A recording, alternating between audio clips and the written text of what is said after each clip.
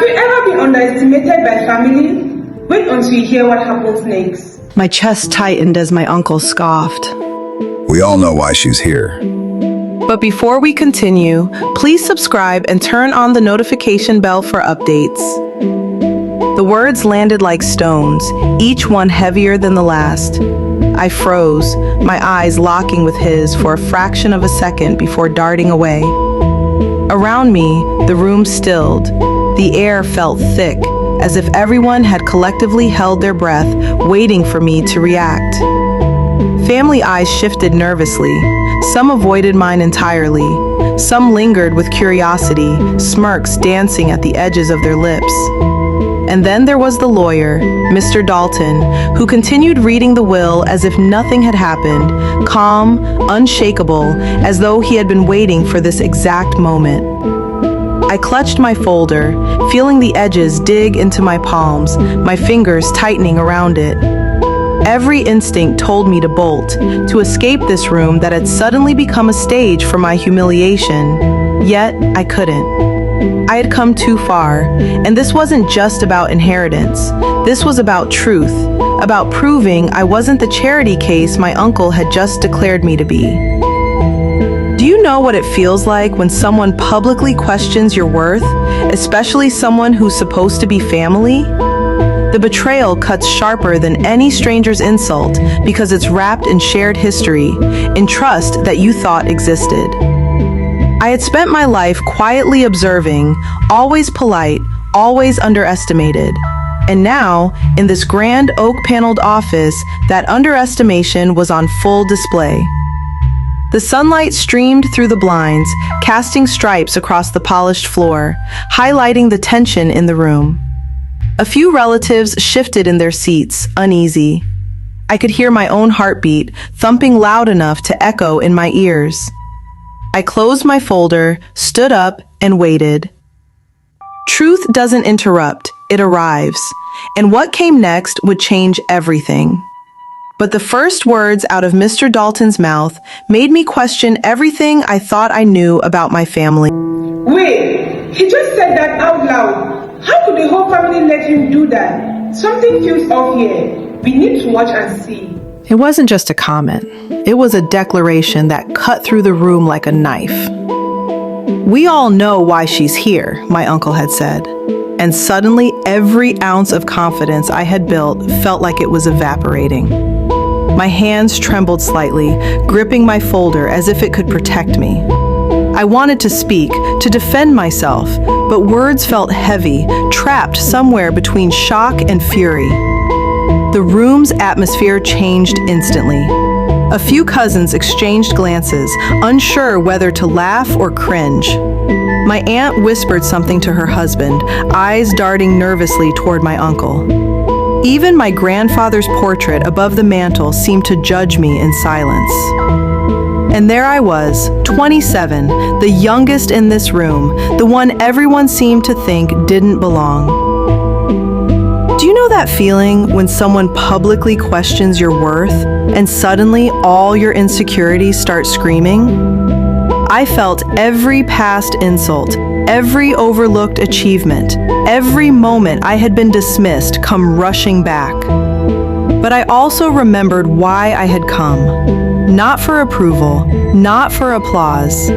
I was here to claim what was rightfully mine, and more importantly, to let the truth speak for itself.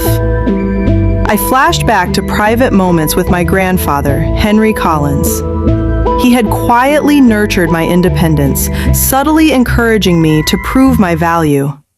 Unlike my uncle, he had never mocked me or underestimated my potential.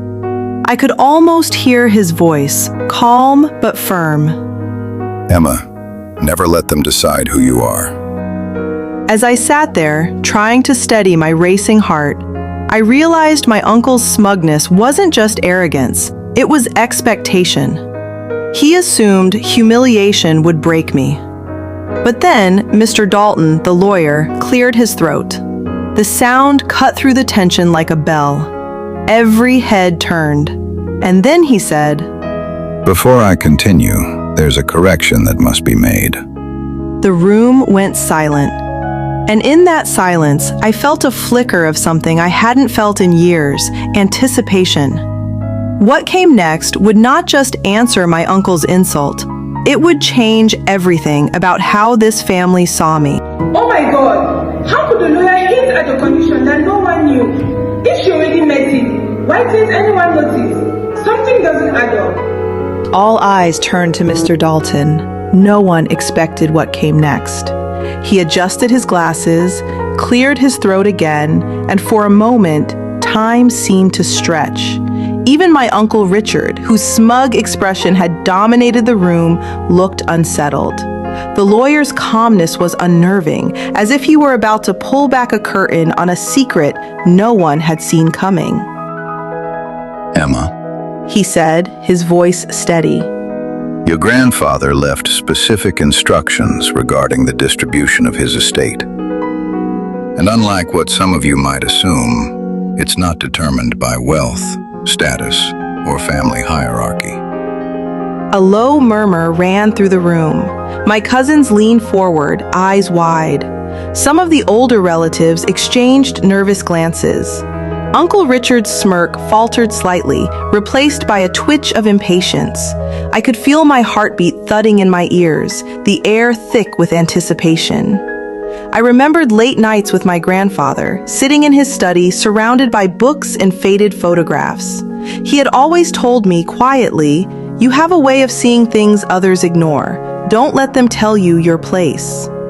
Until now, I hadn't realized how much those words were preparing me for this exact moment. The lawyer continued. Emma is to receive the primary document of her inheritance only after demonstrating one very specific condition. Something your uncle would never expect. It's not money. It's not property. It's something far more significant. A responsibility. A recognition of merit. Whispers rippled across the room. Uncle Richard's face turned red, his hands clenching the armrests of his chair. He thought he had control. He thought this would humiliate me, but instead, the weight of expectation had shifted. I inhaled slowly, trying to steady myself. My eyes flicked across the room, meeting my uncle's gaze. He was starting to realize this wasn't going the way he had imagined. Then Mr. Dalton paused, letting the silence stretch. And with a deliberate glance at my uncle, he said, And unlike some, she fulfilled the one condition you never expected. The room held its breath. What condition? And how had I already met it? No one knew yet, but the answer was coming, and it would change everything. Wait a second! She already met the condition. Then why is everyone so shocked? Something about this inheritance isn't what it seems. We need to watch how the truth unfolds. The room held its breath. Every eye was locked on me. My uncle's smug confidence was wavering, replaced by something closer to panic. Mr. Dalton adjusted his papers and began to read aloud, his voice calm but carrying the weight of revelation.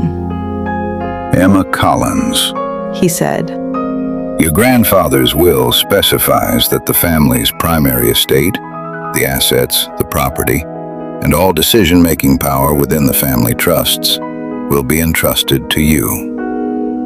A stunned silence filled the room. I could feel it pressing against my chest, each heartbeat louder than the last. My uncle's face paled. His hand twitched toward the arm of his chair, but no words came out. A few cousins gasped audibly, while others stared at me as if I had suddenly grown taller, more important. Mr. Dalton continued, his tone deliberate. This inheritance is not a gift given lightly. It is a recognition of merit. Your grandfather's condition was simple. Prove yourself worthy through independence, perseverance, and integrity. And you have done exactly that. Unlike some, who relied on status and expectation, Emma acted with foresight and responsibility. I felt a rush of vindication, but it wasn't just about winning. It was about recognition, about finally being seen for my efforts, my intelligence, my choices. All the quiet sacrifices, the nights I'd worked in obscurity, the patience I'd cultivated, it had all led to this moment. Uncle Richard's lips quivered, his face red with fury and disbelief. He opened his mouth to speak, but no words came. Mr. Dalton leaned forward, sliding an envelope across the table toward me. Inside this envelope, He said, are the documents that solidify your control. But there's one final stipulation your grandfather left. It must be accepted without hesitation. The room was silent, every breath held.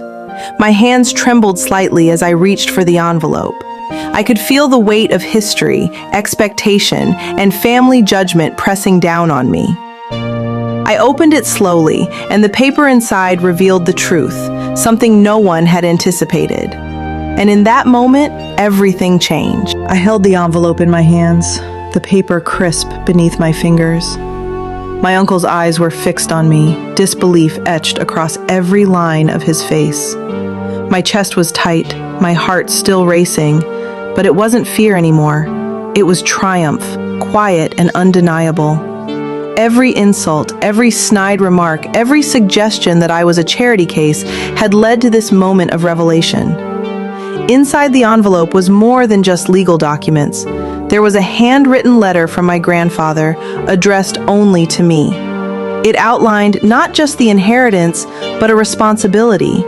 Control over the family trust, decision-making authority, and, most importantly, the power to ensure the family legacy was preserved with integrity. But there was a twist, one that my uncle could never have predicted. The letter revealed that the estate had been structured so that anyone attempting to challenge my position or undermine me would forfeit their claim entirely. My uncle, who had scoffed at my presence moments ago, now faced the reality that his arrogance had been his undoing. I looked around the room.